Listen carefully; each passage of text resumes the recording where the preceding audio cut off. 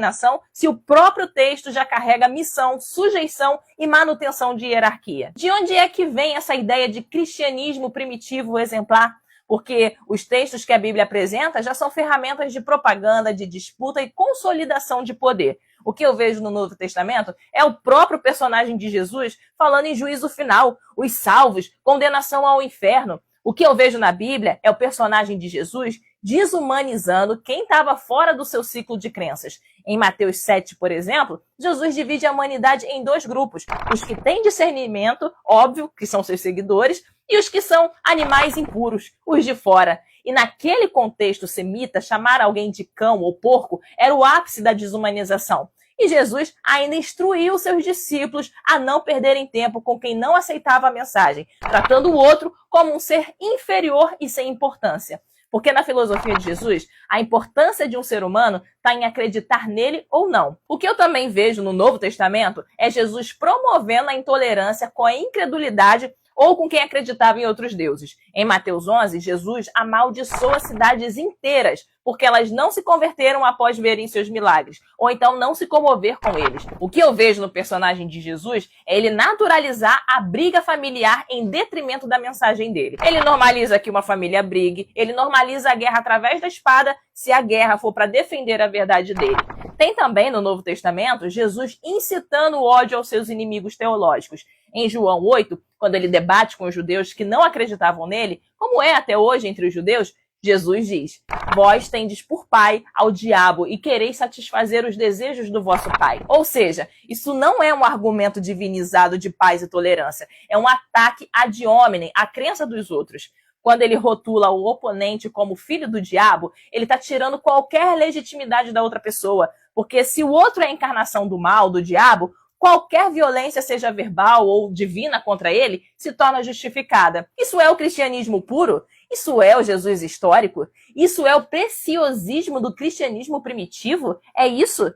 Entende porque essa ideia de cristianismo bom não é nada mais do que uma narrativa para que o cristianismo siga dominando sem nunca ser confrontado com a verdade que ele mesmo carrega? E agora eu quero trazer um contexto ainda mais interessante, que é o contexto político. Se você chegou até aqui e ainda não curtiu, já deixa sua curtida, porque muita gente chega até o final e esquece de curtir.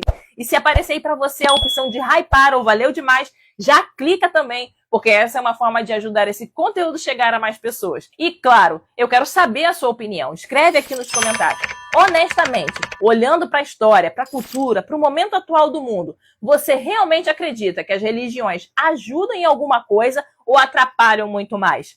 Quais seriam as 3 principais críticas que você tem a fazer do cristianismo hoje?